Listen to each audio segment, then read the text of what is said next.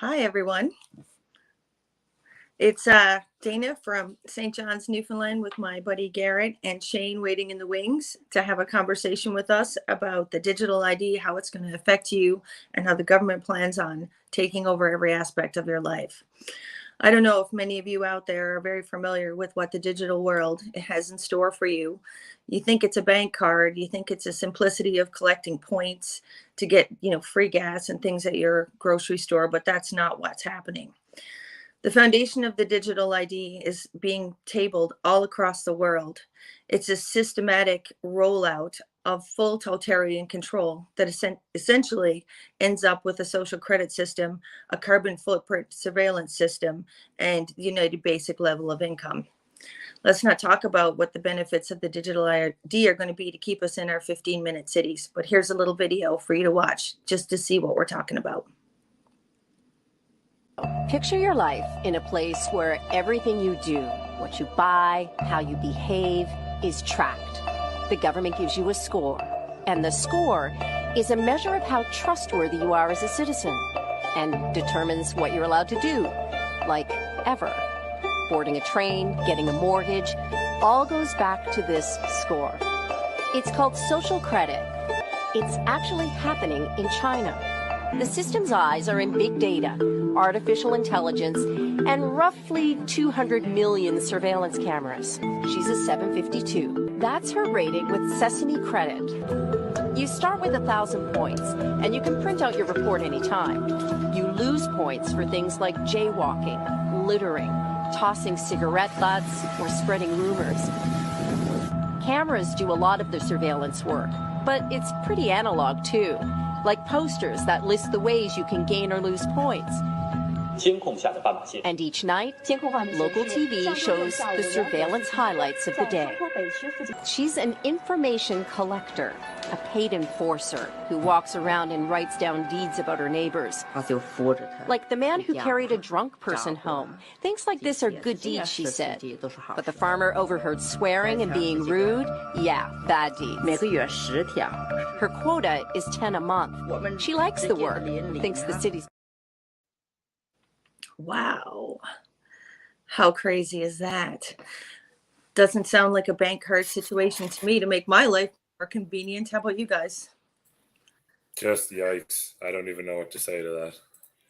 Yeah, no, certainly. I mean, just being able to just punish you or reward you based on a simple action, such as crossing the street when you're not on a crosswalk and then having deductions in your social value. I mean, who's to tell you what your value is because you didn't cross the street on a crosswalk? Well, exactly. So let's talk about some of the top reasons why we should say no to the digital ID.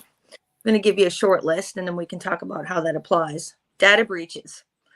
We're familiar in Newfoundland about data breaches because recently we had the vaccine passport portal.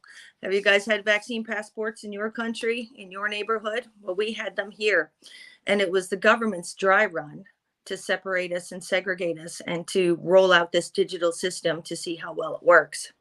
So some of the reasons that, we really don't want this to happen is because data breaches happen. When Newfoundland positioned the vaccine passport portal breach, we were reached out to by a whistleblower at the Health Science Complex, which is our hospital.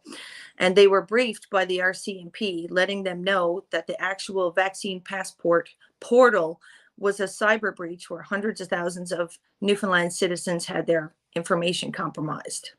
We've yet today to have any information from mainstream media in regards to what had happened when they knew the whole entire time. Does that sound like a honest government to you guys, or a good means to track our information and keep it secure? Not even close. Not even close. You talked about data breaches. Data breaches happen outside of the government too, right?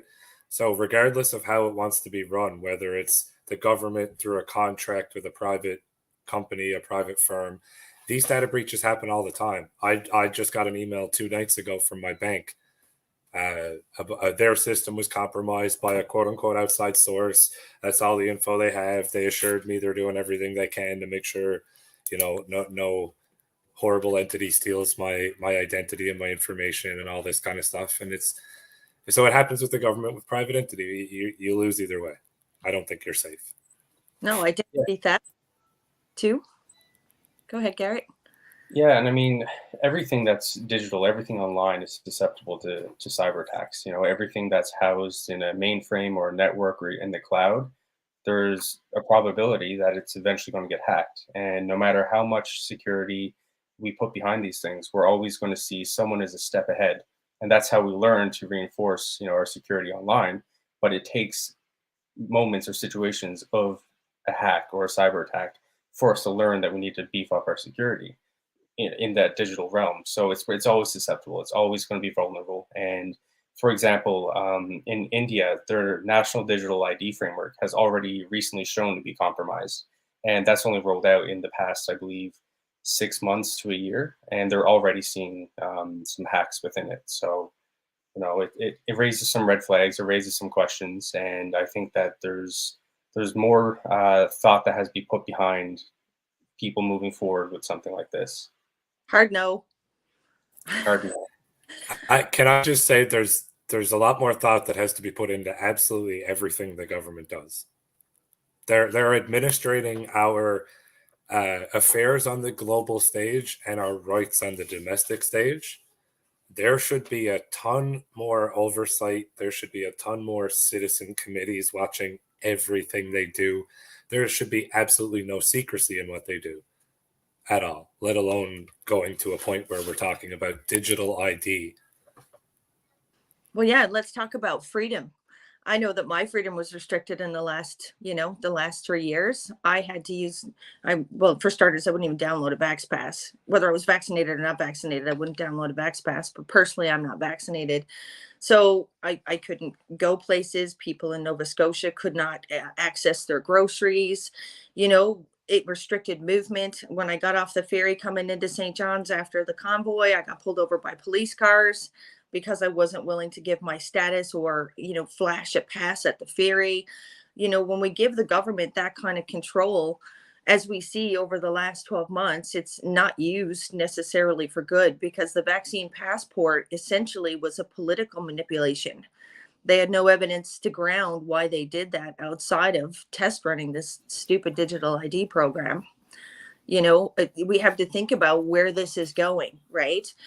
I mean, if you look at the tinfoil hat wearers like ourselves, and you know what, I'm actually proud to say that's like a 20-30 crown to wear, to be like, whoa, I've got my research down path. But like everything that has been the talk about on social media essentially has kind of come to fruition. And it's clear now that the government doesn't work for us.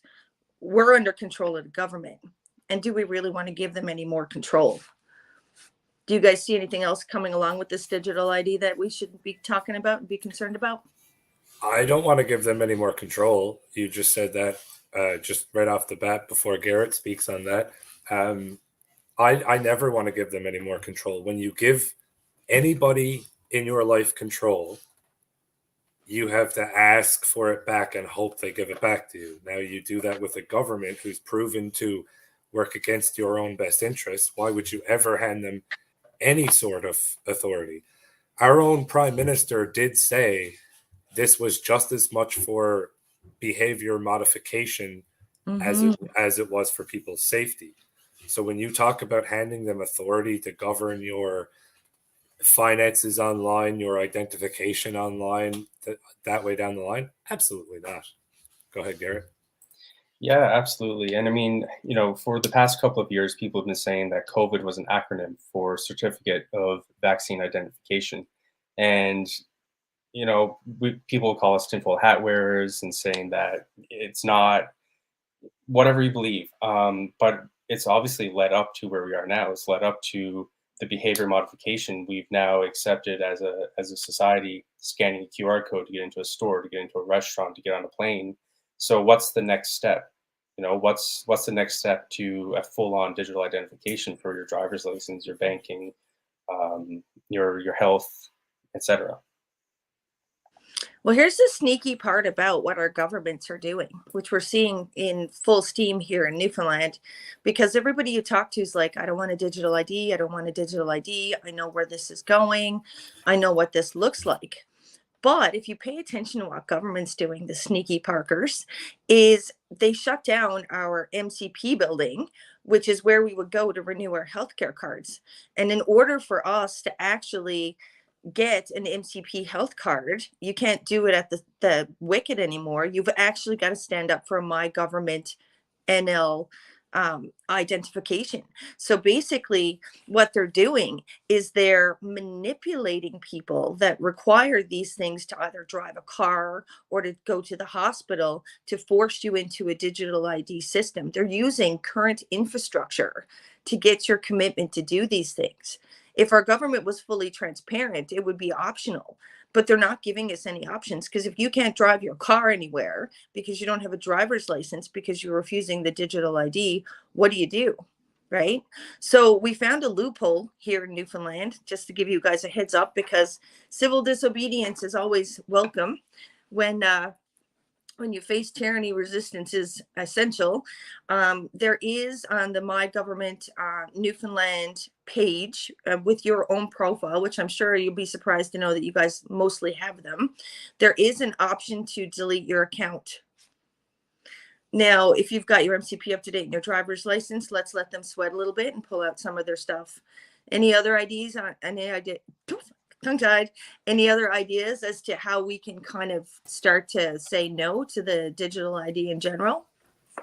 Well, I just wanted to confirm what Garrett originally said and compound onto what you just confirmed with him.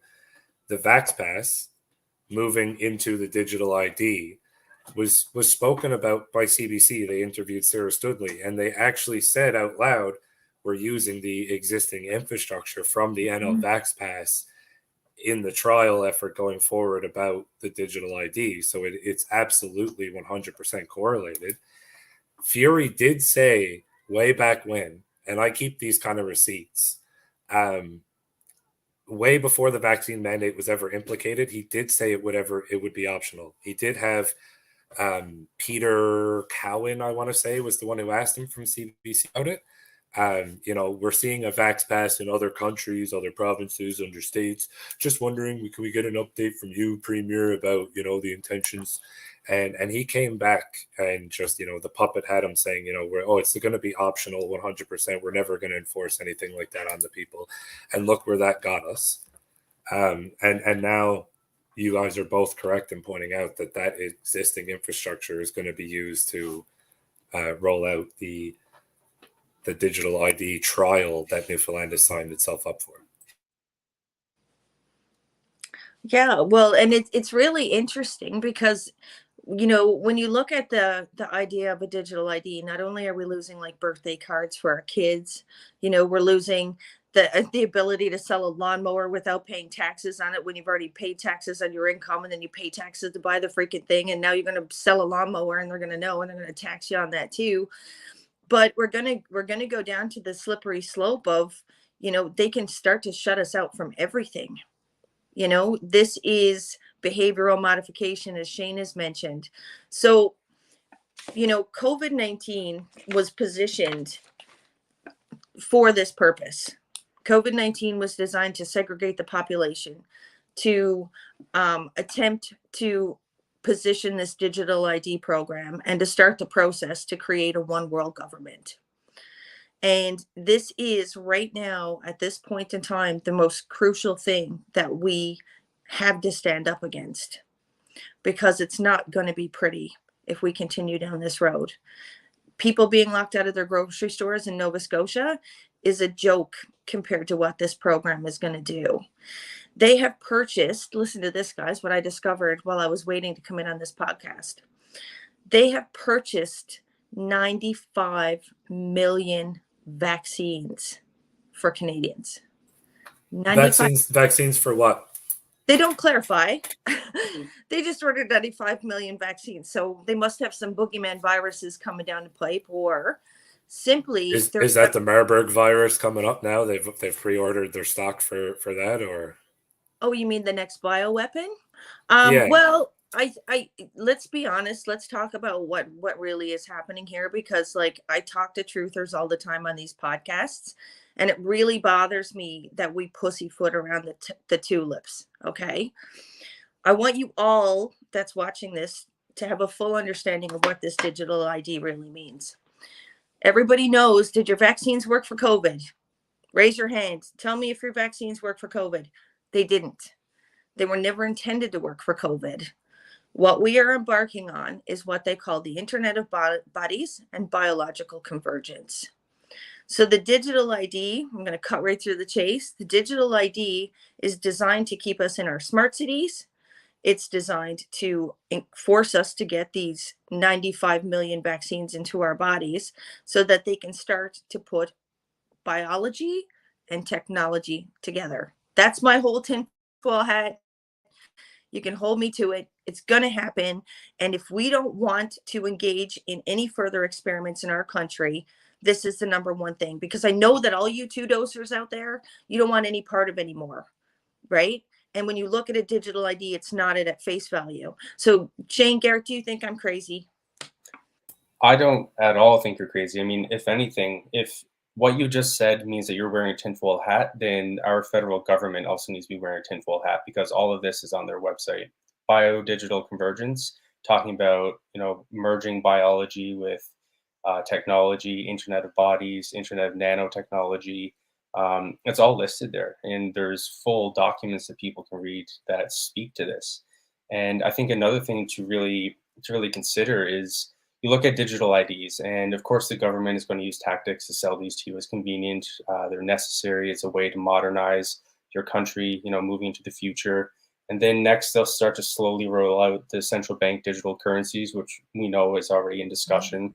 You have your 15-minute cities. You have artificial intelligence, and each piece on their own, when they're being proposed to the public through our mainstream media, through governments, might sound convenient, it might sound beneficial and helpful, but it's really laying the framework for something a lot more nefarious, in my opinion. It's not to say that this liberal government itself is going to be the ones to implement it, but the framework is being laid for future governments to eventually implement some kind of control mechanism that it's not going to end well. Right, like 15-minute cities, right? Let's talk about 15-minute cities. So we got transhumanism. Do you want to add anything on the transhumanism piece there, Shane? About the biology? Well, it's all connected. All whether it's a digital ID or the 15-minute cities, it all needs the digital ID, and it all needs the digital surveillance. It all needs that, right? So it's, to me, you can't talk about one without the other, or worry about one without the other, that kind of thing.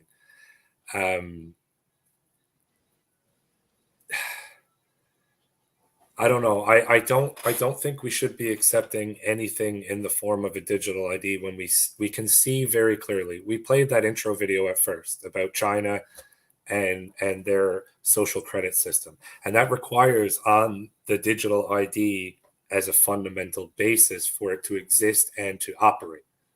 So if we're going to see that in real time, acknowledge its existence and its evil, yet sign ourselves up for a digital ID here, which is what our province has done here in Newfieland. I don't know about the rest of you guys or your country or states, but here our province has signed up. CBC has already interviewed Sarah Studley about it. It's open knowledge. So we're signed up for the pilot program. I don't know about the rest of you guys. That's awful in my mind. I don't think we should even be dipping our toes in the water. And I'll leave it at that for now and let you guys pick that ball up. Go ahead, Garrett. I was just going to say, well, let's think of a scenario where a digital ID, let's just say the whole system's in place, CBDC, digital ID, 15-minute cities, and Dana, you're not vaccinated. And let's just say the boosters come out and they're mandatory, and you choose not to get them, but your vehicle breaks down, you need to get a new one. How will that affect you? I won't be able to get anything. You won't be able to I won't be able to feed my children. I won't be able to run my car. I won't be able to go into a grocery store. There's things that are being implemented all across our country already for surveillance in the big box stores, the corporation. We're giving over our control also to the corporations because they're all partnered, with this WEF agenda. So no, it means that you're going to have to get vaccinated. It means that you're going to have to get vaccinated. You lose your bodily autonomy. They take over corporate power. You lose all of your human rights. We then fall into a social credit system, which they're now climate change. Did you know that MasterCard in the United States right now has a carbon monitor on it? And what'll happen when you go over your carbon limit, it shuts off your ability to be able to use your credit card. Listen, the reality is if this continues, by the time we hit 2029, we won't be able to leave our houses for 15 minutes. We will be subjected to whatever type of medical experiment that the government wants. We won't be able to fly anywhere, and we won't be able to have any control over what happens in our school system, in our education system.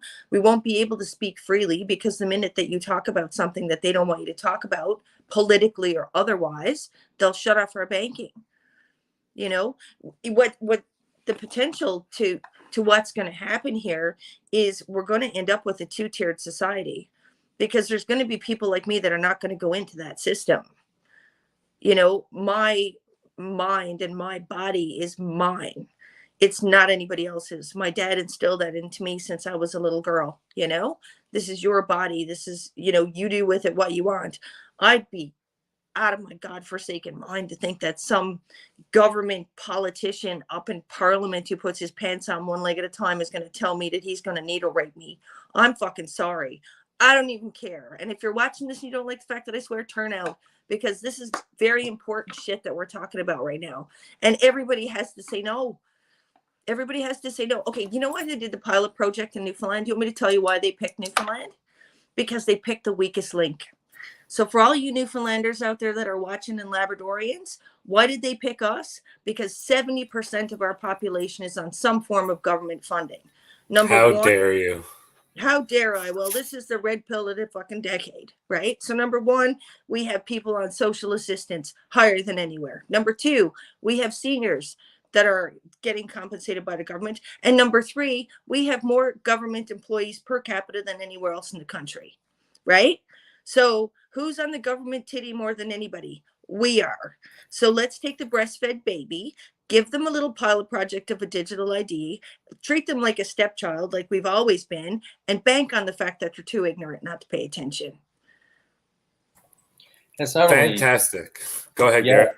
Absolutely. And I mean, I fully agree with what you just said. It's not that we're too ignorant to pay attention, which of course is a piece of it, but we're also just the most likely to comply. Newfoundland has been abused through and through over the decades, right?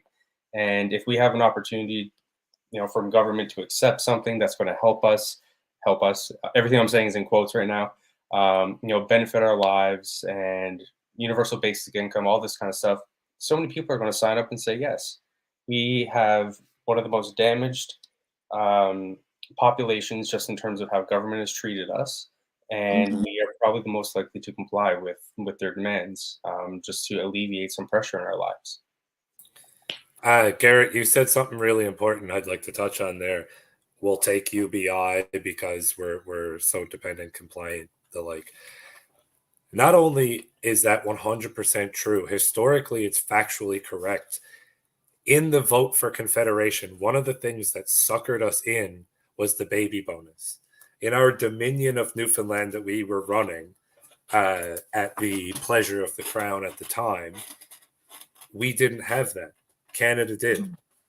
And we had large families, especially most of Port Newfoundland. So the prospect of being given a monthly sum for each child you had bear was fantastic. And that's kind of like, okay, that's a good reason to join. Definitely. We need that, especially in the economic hardship that was the 1930s and 40s of Newfoundland. So that 100% you're right when you say that about UBI. And when you say that when we're politically reliant or government reliant, whether it's through the amount of government employees we have or the amount of citizens we have on government assistance, I just want to point out that that's due to both parties. A lot of Mhm. people will sit here and say that's a liberal thing, that's a liberal problem, yada, yada, yada. That's a Danny Williams problem, just as much as it was a Roger Grimes problem. I'll go right back to Joey Smallwood. It doesn't matter, guys. Both of these parties are one wing on the same bird, that kind of metaphor. So you guys are absolutely right. And Dana, this seems like a good time, since you brought up MasterCard, to play that video we do have here in the queue about MasterCard and that.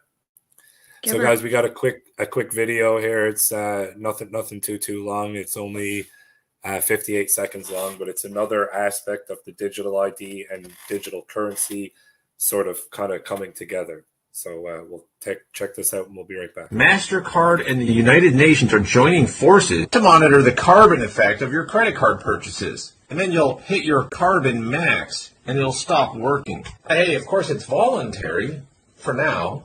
The new credit card is called Doconomy. And on the back of the card, it's going to say, I am taking responsibility for every transaction I make to help protect the planet. This is a social credit score, and it's a proof of concept. The Doconomy CO2 credit card website claims it is the largest initiative ever taken by a bank in educating its users on the impact of consumption. They say themselves they want to set a global standard for carbon calculations. That's the key. Once they have their numbers in place, then they can give every single purchase you make a score and punish you directly.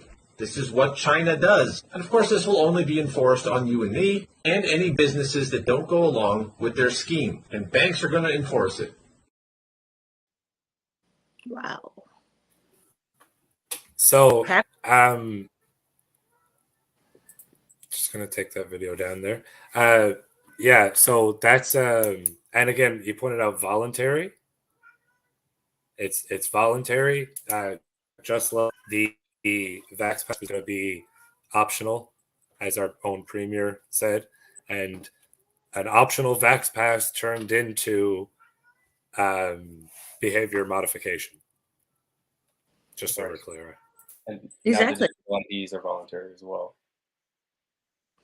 Yeah, none of it's voluntary. Dana, before we move ahead, I just want to, for the people, do have a pinned comment here that has a shared link to allow viewers to pop in and kind of have their say depending on what we're talking about here. So it's pinned to the top. If you're not able to see it, guys, I'll post it again down here just so you can see it. We do have somebody lined up here in the queue. That's why I'm bringing it up, Dana. And the link is there again in the chat for you guys. So what we've decided, at least for now, is we're gonna give people 3 minutes when they show up. If they want to have their say, we're gonna give them 3 minutes. I got the clock started here. If they want to have their say on what we're talking about and kind of speak on it. And once that is done, we're going to move on either to the next guest or we'll continue going forward. So we do have one person here, Darren. I'm going to bring Darren on and let him know that his 3 minutes has started and see what's on his mind here. Hey, everybody. Hi, Darren. 3 minutes. That's not Darren, long did you hear me about the 3 minutes? That's not long enough, man. All right, Darren. See you later. I'm going to start your 3 minutes and let's hear it, Darren. Yeah, it's crazy, man. It's just like sitting here listening to you guys, and I just like getting I can feel the blood rising. I just it's like we're all trying to you got a living here, and then you get these idiots up in Ottawa just demanding that we follow their BS game, and it's getting out of hand. And I don't know. I don't like to get too angry because I might end up bursting something. So, First, yeah, well, you might get it all over the screen, So no, I'm always about like, what's the solution to things? How do we get by this kind of stuff? And what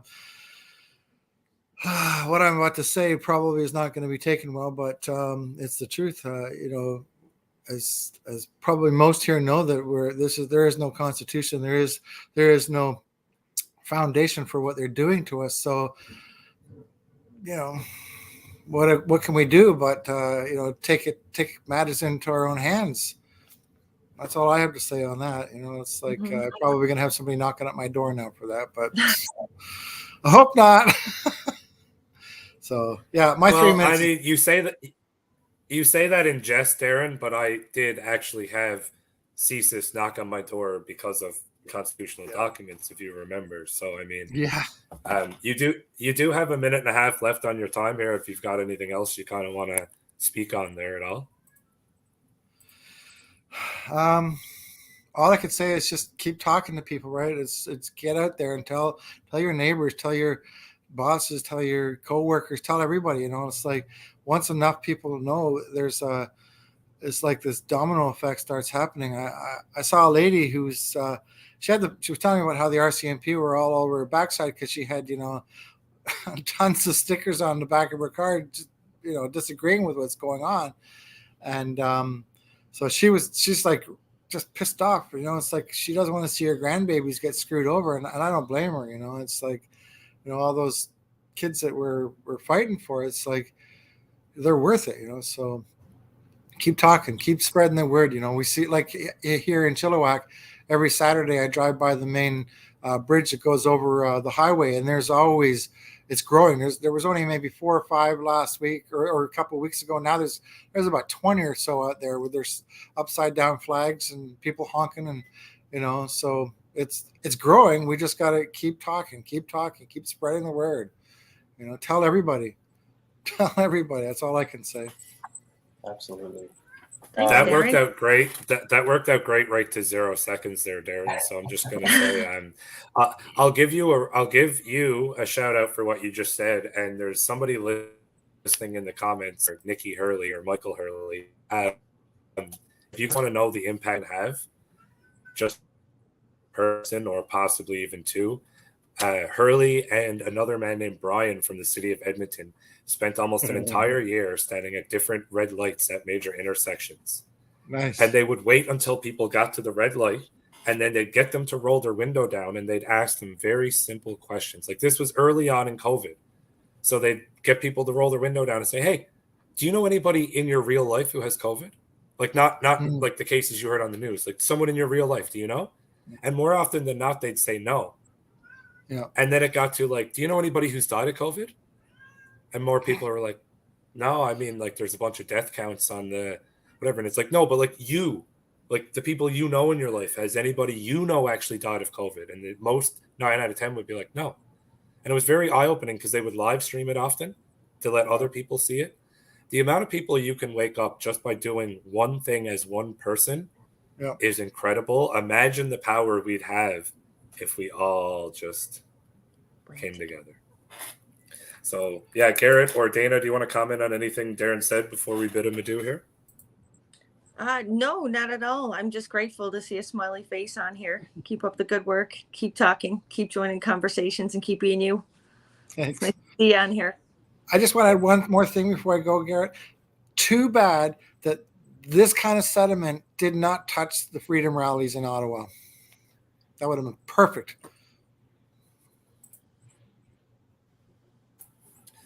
Yeah, I agree. Garrett, do you have anything you want to say about what Darren had spoke on at all before we bid him to? Yeah, so just very quickly, Darren, you know, you said that you don't really know what people should be doing. Like, how do we combat this? You know, have you walked into a Walmart lately? What are you greeted with as soon as you walk through the door? They already have those gates there. Yeah. And you're just a step away from having the QR code scanners for your digital ID to open up and let you in. You know, so I think a solution, and it's not going to be the solution, but one of the solutions is support local. You know, support your local farmer. Yes. Go to your local farmers markets, grow your own food, you know, exchange food, barter again. Yeah. Yeah. Pay cash. Yeah. Don't use self-checkouts. Yeah. Don't ever cash use self-checkouts. Yeah. Excuse me. All right, Darren, we're going to let you go. And Josephine in the comments has said, how do we speak? Just click the link. Yes, that is absolutely. There's a StreamYard link at the top. You can just click link and you'll come backstage. And from there, you're allowed to come on. We'll bring people in one by one as we see fit going forward. So, yeah, you can just click that link. Now, see if we can get that hid. So we do have another video here that Dana, you wanted us to cover. This is I want to say this is Kingdom government, but it could be Australia. Either way, it's My Government Pass. Has to do with their website. It's only a quick 33-second video, so now is a perfect time to get that up and see if we want to have anything to say on that. Mm-hmm. You know about the plan to collect and store your most sensitive personal information in a centralized database, creating a digital identity that could be used to control your access to all sorts of services. This plan is a step towards a Chinese-style social credit system that threatens our very freedoms. It's time to send a clear message that we won't accept this infringement on our privacy. We must take a stand against the imposition of a digital identity system and the potential for abuse which goes along with it. Don't let the government control us. Take a stand against this dystopian digital future. Sign the petition today. Do you guys want to hear a fascinating fact? Always. Go ahead. So there's been a lot of heat on Pierre Poilievre, right, lately for his stand with Christine Anderson. And I wasn't going to get into politics, but this is kind of very interesting. So, people think voting for the lesser of the evils is going to make it less evil. Well, if you're voting for the lesser of the evils, it's essentially evil.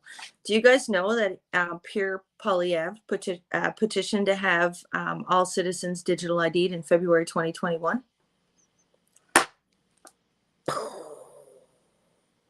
Mic drop.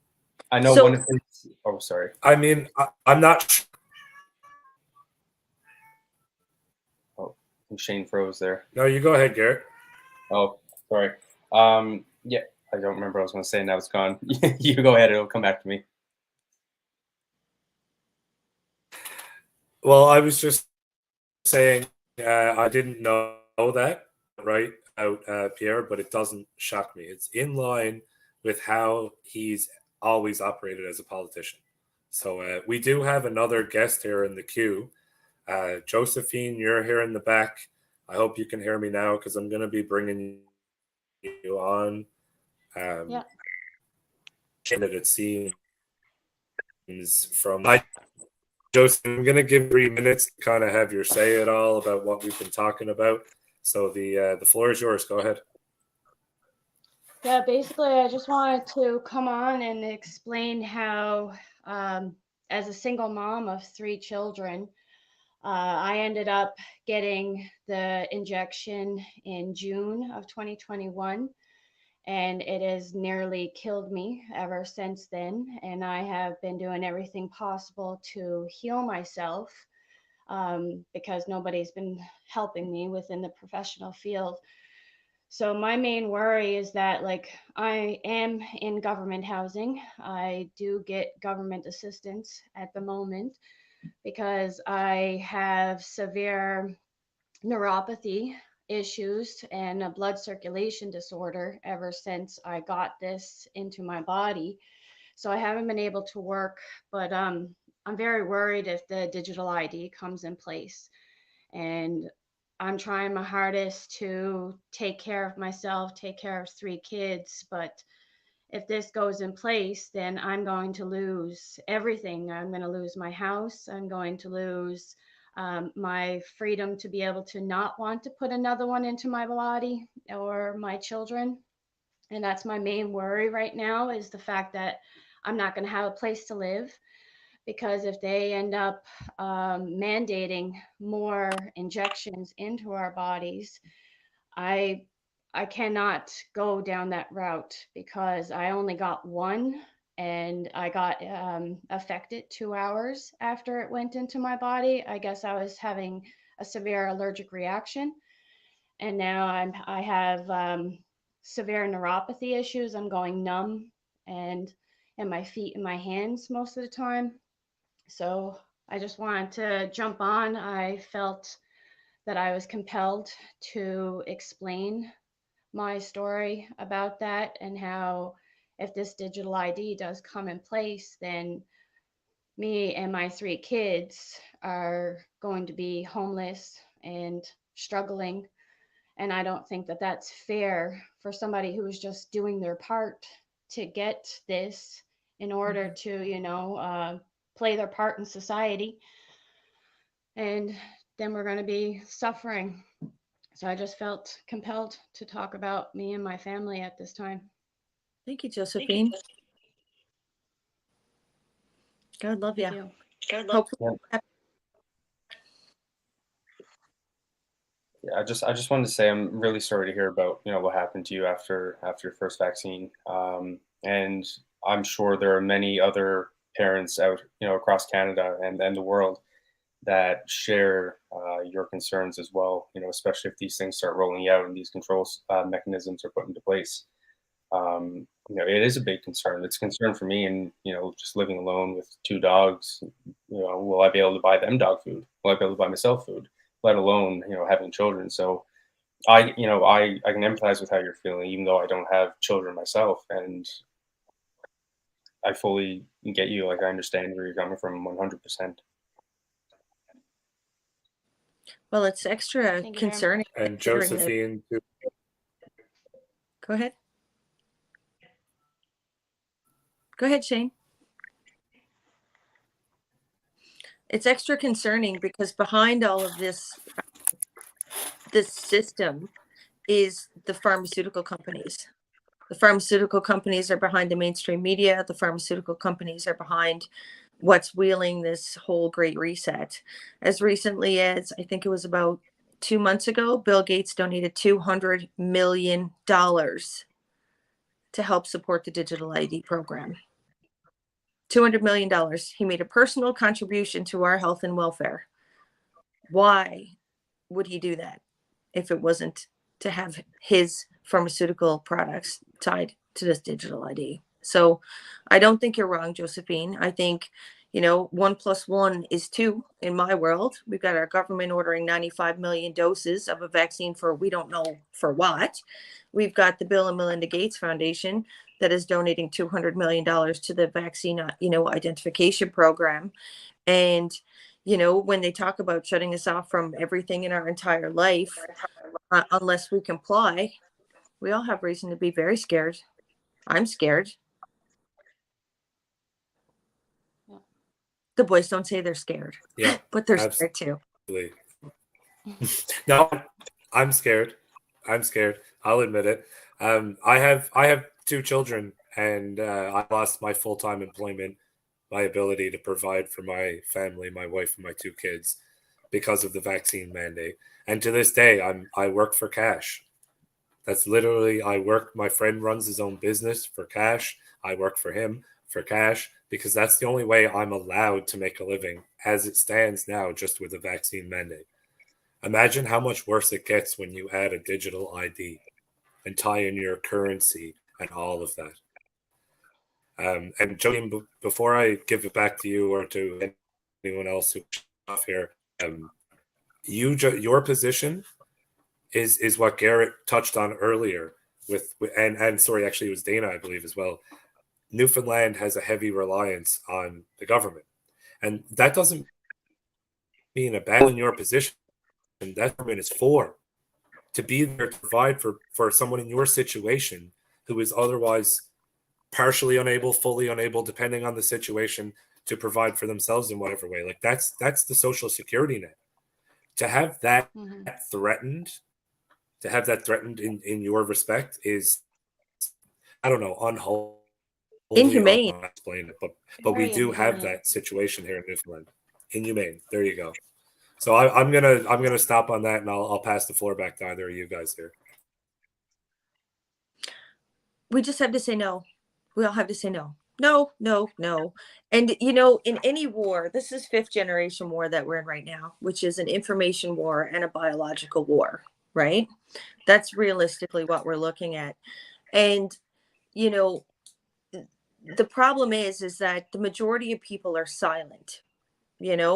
People are uncomfortable with talking, and people are uncomfortable with communicating with their neighbors. They're afraid to reach out to their members of parliament. They're afraid to rally government because they're controlled opposition. We hear conversations all the time about people being controlled opposition. Well, the people that are out there with their flags are not controlled opposition. The people who are controlled opposition are the people who are controlled and afraid to talk. You know, we have to encourage everybody to use their voices and to do what they can to push back on this system and to prepare, right? Like, I know that you're not ready to go into the system. I want to go to the system. So how do we avoid that? These are some of the conversations we're going to have on our podcast going forward, is how do we avoid this system when people comply? Bingo. Bingo. Absolutely. Dana, you said something about like us not talking. We don't feel comfortable talking about certain things. It's been multiple generations that we've been taught not to talk about politics and religion. Think about that. Think about if you went to your grandmother's house and started talking about religion any way that wasn't, no, Jesus king or whatever. You know, you'd be smacked until don't be talking about that around here. You bring up politics around your family, so don't talk religion and politics. It's not polite, you know, whatever. So of course we're in a position now as a society and as a culture that we don't feel comfortable expressing these views.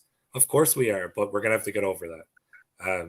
So before we segue, because what you're talking about is the perfect segue to the next video we have loaded up, Dana. I just want to offer Josephine any kind of closing some time to make a closing statement at all before we bid you adieu and toss on another video here. No, I'm just grateful that I was able to speak, because I was one of those people that wouldn't speak up at all, even if I was suffering. I was a people pleaser and I did everything that I could for other people. But ever since I got injured, I guess my throat chakra is totally wide open now, and I'm ready to continue speaking and advocating for this cause. And I'm not going to give up until I'm not here anymore, I guess. So thank you so much for having me on. Thank you, Josephine. And stay strong, you know, continue to build up your community, and we'll get through all this. Thank you. Have a good night. You too. All right. We're going to say goodbye to Josephine, and we do have somebody else in the queue here. I do see you, so don't worry. But we're going to toss on a video here quickly on Divide and Conquer, which is pretty much tying into what Dana was just talking about. This is 1.5 minutes long, and we'll be right back. If you allow any pretext that sounds noble to set aside your constitutional rights, then you have no constitutional rights. But the people who rule us do not want you to see this. They want to pit people against each other. They want to incite fear. They want to divide and conquer. I guess what I'm saying is, don't think that they won't do this to you. If we accept the fact that a QR code grants us access to society, what makes you think that they won't link that to anything else except for your vaccination status? What if that green screen on your phone that grants you access to society turns red the moment you take a flight too many, or you eat meat too much, or you didn't recycle your plastic yesterday? How dare you? What if that green screen on your phone that is linked to your digital wallet that's filled with nothing more but central bank digital currencies will turn red the moment you say something that the government classifies as hate speech? What if they can turn off your life at the push of one button? If they can do it in China, they can do it here. They're doing it in Ukraine. They're doing it in Ukraine. They're doing it in the Ukraine. Good to know that we financed the rollout of the digital ID in the Ukraine. Some money must have fell out of the washing machine. Isn't that fantastic? Right?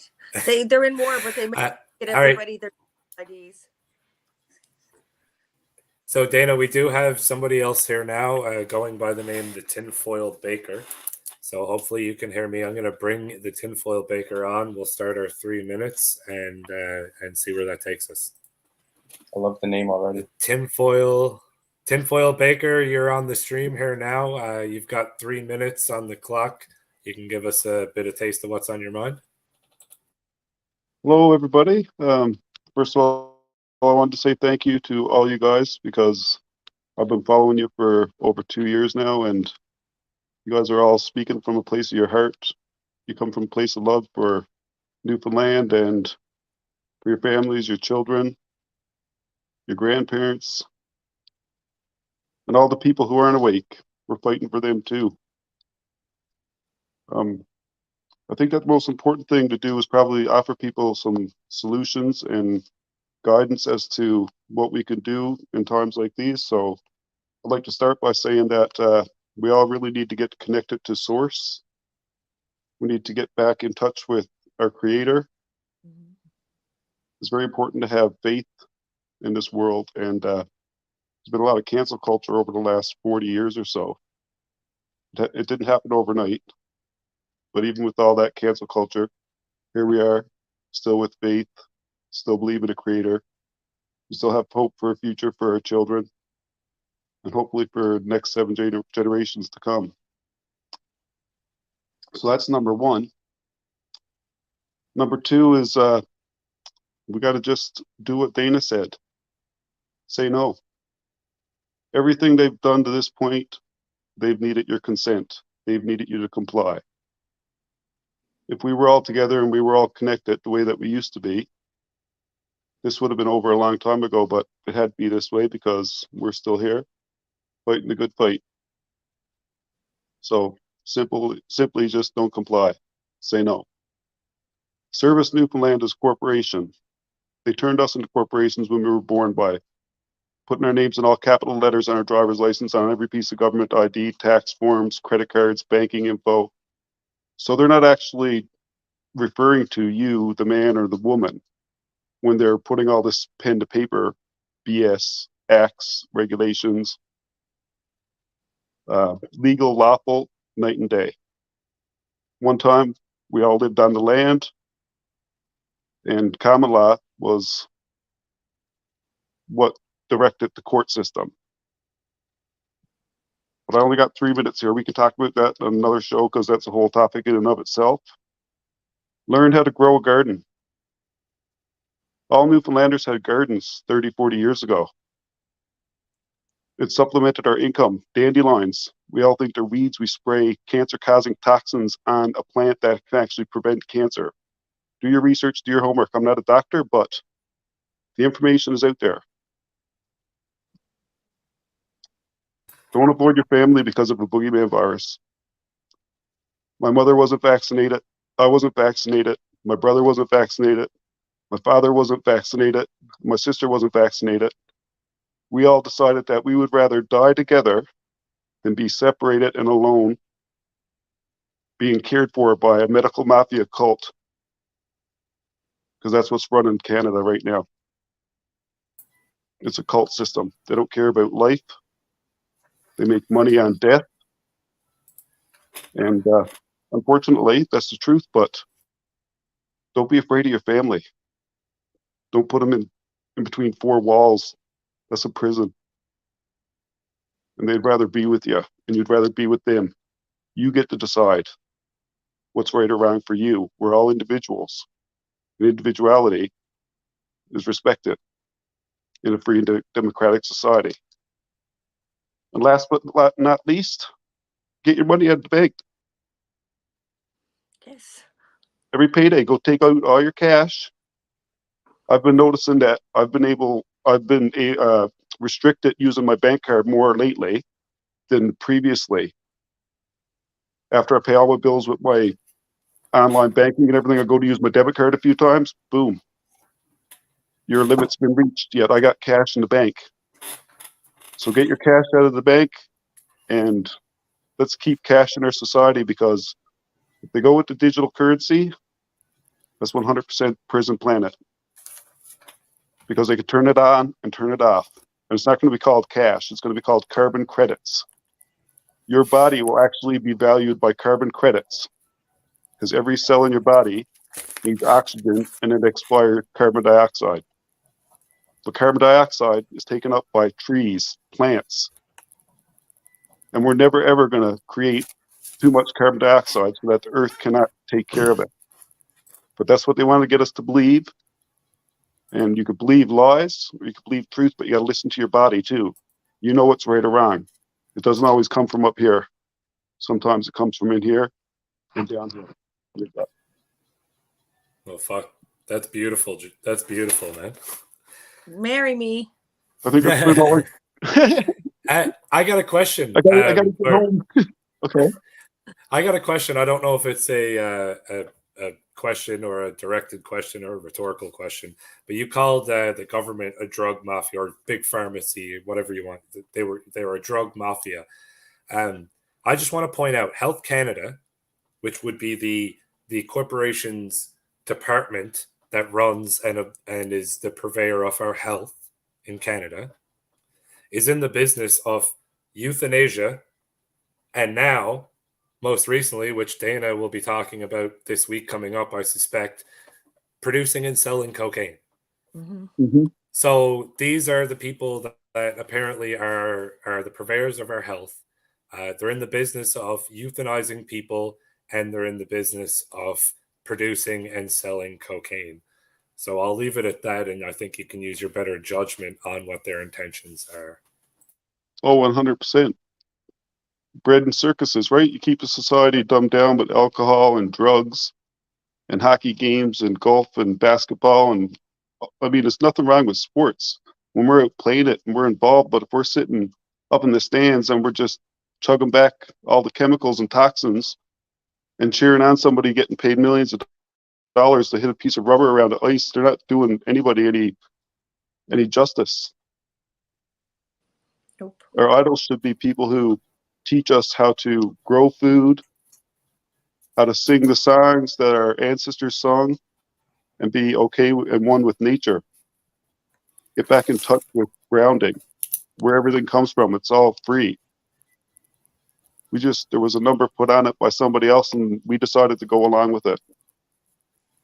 But on another note, years ago, well, when this all started, it was a big hoax to me. Right off the bat, I was down in Pittsburgh working, and they shut a site down with 6,000 people. We all walked off site, and just looking at all these bodies, and you're looking around and you're thinking, no, there's something more to this, something bigger happening here. And then as soon as the government started saying, well, we got to do this for health reasons, you got to social distance, like, what an oxymoron. How do you be social and distant? Yeah, that's like war 1984, right? That's why I call it COVID 1984. Yeah, no, it's COVID 1984. That's good. But even before that, or actually probably when all this was happening, I was doing my little searches online for different topics or whatever, and I always kind of followed. Health was a big thing for me all my life since I had children and stuff. I found dairy farmers with raw milk and fresh eggs and everything local, and we all just did cooperatives, and it was all lawful. Got nothing to do with legal. But when I realized that over 250,000 people were being diagnosed with type 2 diabetes every year in this country, and all they're doing is giving people a medicine that makes them sicker, because insulin is not a cure for type 2 diabetes. It's a super fat storage hormone that causes people to get bigger and unhealthier. And I thought, okay, well, so the government's making us do all this stuff for our health, yet 200,000 people in this country, and it might be more, I'd have to look it up again, are being diagnosed with type 2 diabetes every year. And they don't even put a warning sign on any of the sugar or the candies that our kids could walk in any 7-Eleven or corner store and buy. Unlimited amounts of. That's causing this disease that puts more strain on the healthcare system than smokers ever will. Yeah. And just to add to your point there, disease is literally just dis-ease. Disease is your body in a state of dis-ease. That's all it is. Joe, we're wrapping up here. We're getting to the 59-minute mark. So I'm gonna bid you. Well, we're all gonna bid you adieu. I'm gonna let Dana and Garrett comment on anything you may or may not have said there. Add to some things you said, whatever, and then I think we'll be wrapping it up. So, Tinfoil Baker, it's been nice having you on. Great. I think you inspired some people here in the comments. So don't hesitate to come back. All right, man. Will do. All right. Cheers. Cheers. Garrett, Dana, you got on what he said, or maybe any final thoughts in general on tonight? Yeah. You go ahead, Dana, and then I'll go. You first. All right. On my end, I mean, I think he hit the nail right on the head from the first words he said. You know, we need to reconnect with source, the creator. If you think about it, everything we're experiencing right now is a product of our own manifestation. You know, whether that's your personal life, but even as a collective, we are experiencing everything that we have allowed. We have manifested this to happen. And I think most of us, or many of us, are starting to become aware of that. So I can see that train slowing down because we need to back it up. Something else that he had said too is how you know, we need to reconnect with nature, you know, start grounding a little bit more, and how nature is free. But nature also has the cures. Nature has a cure for everything. You know, most pharmaceutical medicines are synthesized from natural compounds. So those were some points that really struck me from that conversation. Very good insights. You go ahead, Dana. What we believe we become, right? Sometimes it requires a fake it till you make it kind of mentality, you know, and people have all been told that we're powerless. It's like everybody puts their pants on one leg at a time, right? Nobody has any right to tell you what to do or how to live or to judge you for that. Everybody should be all in their own lane and doing their own thing. But I think our focus needs to be solutions. I think that's a great comment that Tinfoil Baker made. We need to start doing podcasts on how we're going to sustain ourselves, you know, what ways that we can be proactive in our communities and how do we gently wake up people that are sleeping. And yeah, I think today was really great. I'm grateful to spend time with you gentlemen and our friends out there. Your turn, Shane. All right. Well, mine are going to be short, and sweet here. It's mostly about that last video we watched, the blonde lady talking about dividing and conquer, and it has to go with how Newfoundland has found itself where we're at. So, in about a minute or less, guys, Newfoundland has been continuously compounded with barbaric government ever since we were forced into Confederation. We were tricked into Confederation. And that's an absolute fact. There's at least a dozen communities that weren't even told about the vote as it was occurring. Right after that, they forcefully resettled the rural communities, the rural fishing communities that were the bread and butter of our province. And then directly after that, 2 generations later, 20 years, 30 years later, after forced resettlement, they shut down our cod fishery overnight and then sold the rights to Spain and to Quebec and to the Chinese eventually to fish those exact same grounds they had just denied you the right to fish. Why, oh why would you ever hand them any sort of authority at all? It's beyond me. If you're not from Newfoundland, take it from us. It's not good to give them that authority. They never give it back to you. So that's that. That's all I've got to say. I do thank everyone, Garrett and Dana, for being on here tonight, and everybody who's been listening. Dana, you want to wrap it up for us here now? Yes. Next Wednesday, we're going to have a conversation about how the government is poisoning our children. They're about to legalize and have already started importing the cocoa plant in British Columbia to make 250 grams of cocaine, right? As you can see, that society is deteriorating in British Columbia quite rapidly. They call it safe drug use. I don't think there's any such thing as safe drug use, but this is what we are facing with our children. The government has this plan right now where it's like they create a situation, then it creates a reaction, and then they create a solution, right? So right now we have mass immigration, mass hysteria with MAID, mass hysteria with the hypersexualization of our children, and now we're introducing drugs. So what better way to gateway us into the digital ID than to create ultimate chaos so they have no choice but to tag us like cattle? So we're going to start doing a breakdown over the upcoming weeks on how we can stand up against these things, who you can contact for those things, and where we go from here. But you have to stay positive. Love your family. Don't be afraid to say that you're sorry, you know, and get out of the echo chambers. Like, I know 90% of the people that are going to tune in here are going to be people that are already partially awake. You know, there's a thing that's called, and I'm going to say it and it sounds really naughty, but it's a thing that's called adrenal masturbation. All right. So this is a way to keep yourself mentally healthy. If I win the jackpot tomorrow, and every time I said I won the jackpot, my brain would release this drug that makes me feel like wonderful because it takes me back to that moment. So if you're in these chat rooms and you're constantly sharing information and reading the same thing over and over again, you're actually victimizing yourself. Take the time to go outside for a walk, to clear your head, to do something positive with your family and children, and, you know, maybe limit your amount of time that you spend on this stuff. This is a long game. You know, Agenda 2030, look at it. We're about this far. We're about this far. They have 8 years, well, 7 years to complete their program of the Internet of Things, to destruction of mother and fatherhood, you know, facial recognition and cameras. All that's going to come. But you know what? They don't deserve today. They don't deserve today. Your children are only going to be young once. Your mother and your grandmother is only going to be around for so long. They don't deserve to take today. And you know what? We don't bury the living. So stop acting like you're dead. Right? Stop it. Be brave, be strong, be courageous. See you next Wednesday. Take care, friends. Fantastic. Garrett, Dana, goodbye to you guys. Take care, everyone in the audience. It's been great. We'll see you on Wednesday. Take care, guys. Bye.